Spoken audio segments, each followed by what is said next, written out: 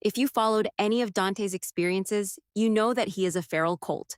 He is a complete clean slate, but unlike a handled and socialized Colt, he was very afraid of human connection.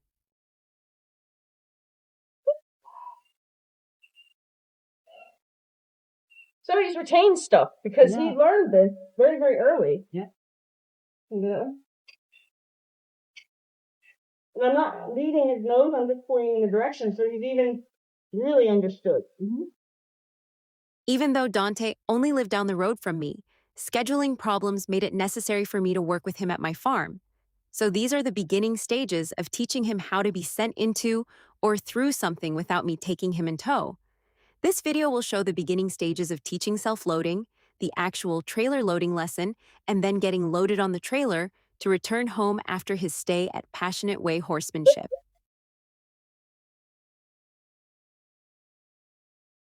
Make it a little more narrow. Let me try that.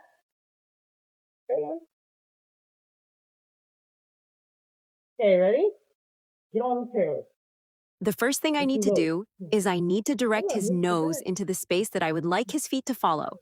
So if he's looking at me or even past me over my right shoulder, he's not going to follow his nose into that space. He's going to follow his nose over to me or past me. The next thing I need him to understand is that when I wave my stick up and down in a rhythmic way, it's asking him to follow that energy to where his feet should take action. I continue the rhythm until he takes a step, and then I stop the rhythm in hopes that he'll learn that the rhythm is based on taking the steps forward. And when he takes a step forward, he has found the right answer. I like his confidence. Yeah. Even though he's scared for kind of taught reasons. Because he's got confidence in so many other things, like his general surroundings. And he's smart. Like, he knows what I'm asking him to do. Well, I love babies.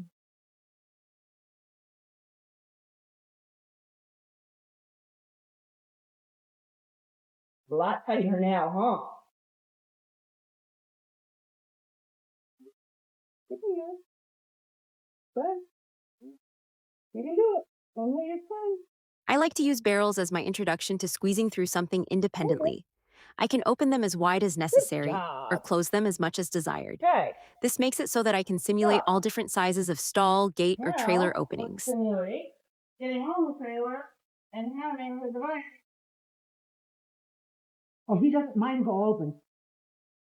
Oh, I've got a slant load. So I can flip it so that it's just it's a step up though. Okay. Well, this isn't gonna hurt him to learn this either. No. But, if you have any kind of solid structure, like I have a bridge at home, but it's way too heavy for me to bring it here. Something teaching him to step up on and hear himself. Or should we upside down? You think that won't give when you put weight on it? I just would be afraid to try to teach him something not scary and have it be scary. Oh, yeah, let's see.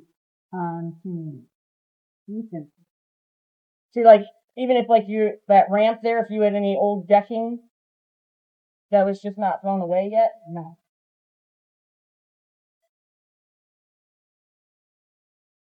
No, I didn't have anything like that. Let me see what I have at home. I might have a different pallet that I could put a piece of plywood on and it'd be a little bit lighter. My bridge is just too heavy to drag around. I can rig something up for next time. Okay. Unfortunately, I'd like to simulate it and then hopefully just move on from there, but yeah. Now this is the wooden brace that it's got a little bit. I might be doing it a little too tight for him first, but we'll see.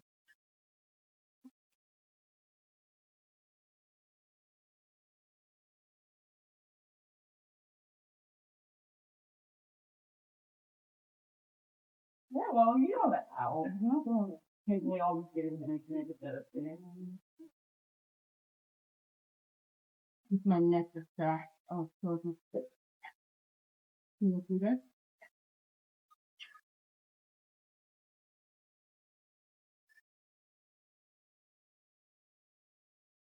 Come on. You did a great boy.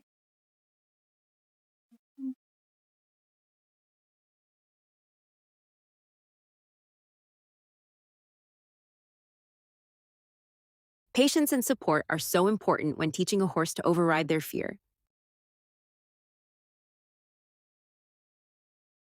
Good job. Now his ears said everything. He knew something was on both sides of him. You did good. Did you need me to tell you that? I'm sorry. He's like, he's like, should I be pet or something? You know? Now it was time to introduce the actual trailer. As you can see, this trailer is very tall for this little guy. To be honest, I don't know if we explored a lower point on the property to make it less extreme of a step up, Yeah, he had a or bug if that there made was it one to do that helpful even. for him, and We then it gave him an obviously ended idea. up asking him to step up the full range. So just suggest and then wait on him. And if he pulls back, it's the wrong answer. So you want to hold him until he stands, and then you can back him away. So it's your idea. So that it doesn't teach him that pulling back is the right answer. So I'm just putting tension. I'm not really yanking. Yep. Just give him the encouragement and then let him look. Let him look. Good. Yeah.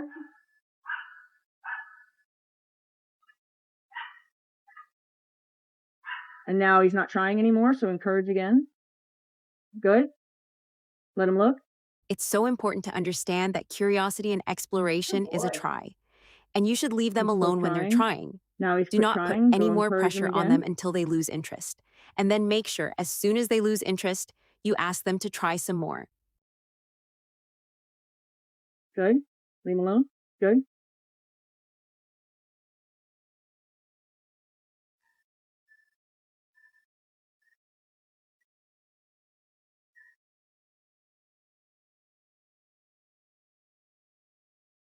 He's trying to unstick his feet. He has an idea what he has to do, but he's not 100% sure, so he's trying to unstick his front feet. Right.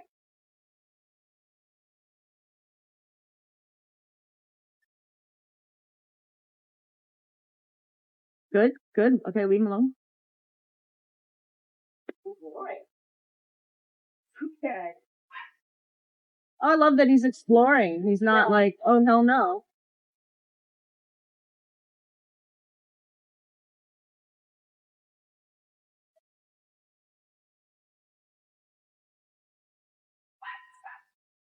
Okay, now just wait on him. Just hold the tension and wait on him. If he backs up, take a stronger stance yourself so he doesn't think that's the right answer. And then when he quit pulling on you, then let him loose so that way he understands that staying there is the right answer.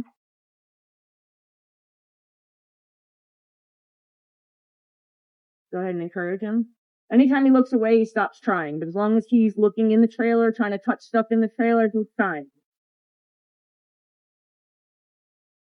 Good. You want it to be his idea as early as you can, like, as young as you can.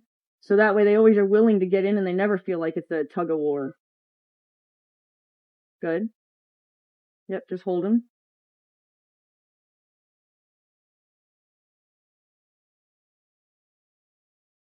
If he rocks forward, yep, leave him. Good.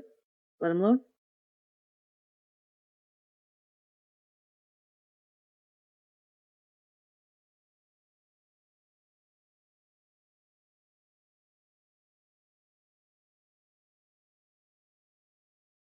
Okay, quit trying. Good.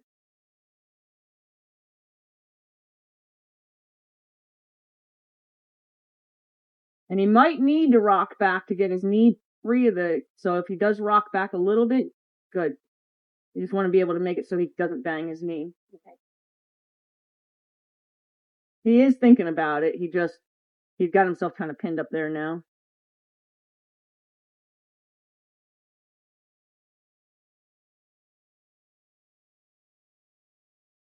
Good, good. It's tall, buddy.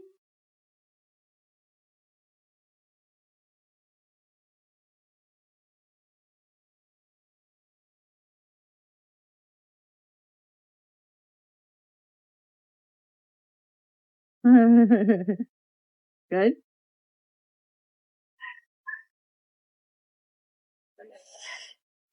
Step-ups are tough for little guys.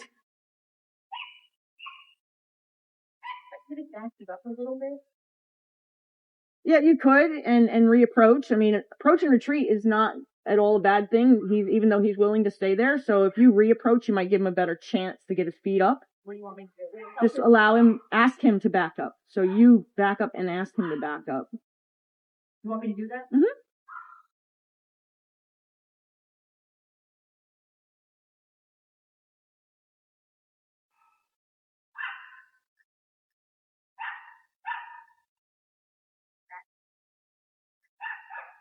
If you can get him to back up straight instead of leaving, that'd be good. Good? Good? Good. And now go ahead and reapproach it. In advance, I want to say yes. It looks like I'm swinging the rope at him with a lot of intention. In order for this little guy to jump up into that trailer, he needs a lot of impulsion. Just asking him to inch forward without any urgency in my driving energy will not give him the message that he needs impulsion to jump up into the trailer.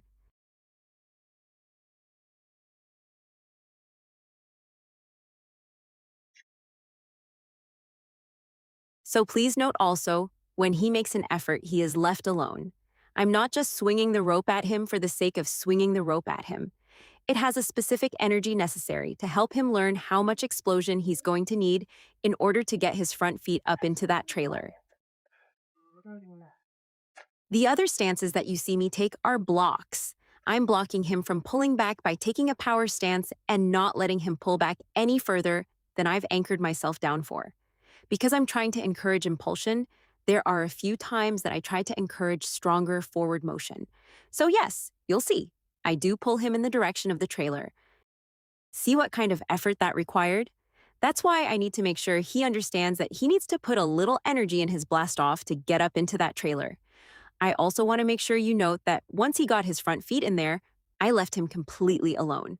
I didn't make him wrong for not jumping all the way in, and I encouraged him to look around while he stood in there with his front feet only.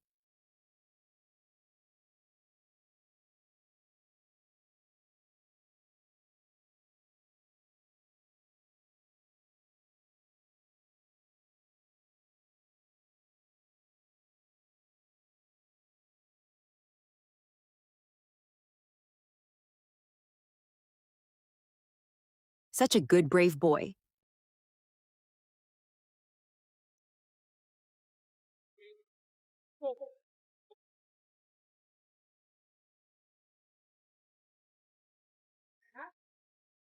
This scary stuff?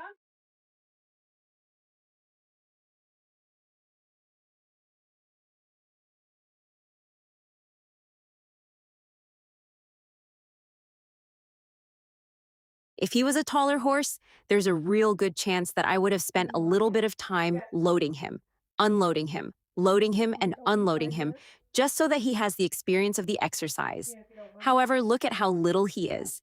It's almost not fair to ask him to jump in and out of that trailer over and over again. So we just decided to close the door and head to Passionate Way Horsemanship. After a short stay at Passionate Way Horsemanship, it was time for Dante to go home. How's he being stubborn? What? But because you're going from trying to pull him in to ask him to get in, so it's kind of two different things for him. But I'm getting exhausted. My arms are getting tired. Well, I'm happy to do. Of course, I think it's important for the owners to be able to load and unload their horses by themselves. But Kate had recently had shoulder surgery and was experiencing some discomfort asking Dante to get in. Unfortunately, the message was a little confusing for him. Like you heard me say, one minute she was just trying to pull him in, and the next minute she was remembering the lessons that he learned and was trying to ask him to get in. Unfortunately, the variations were becoming confusing to him.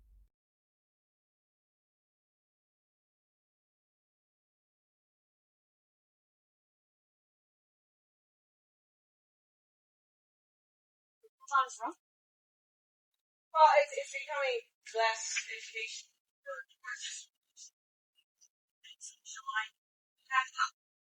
Here I was kind of pointing out that it's turning into frustration and less educational or patient.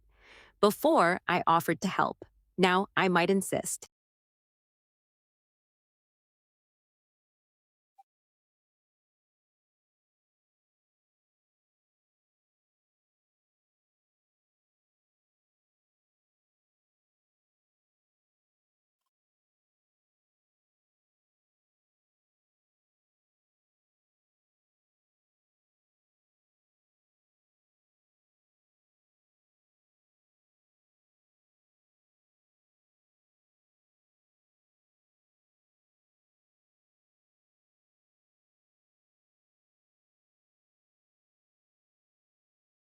no, I'm just coming in so I.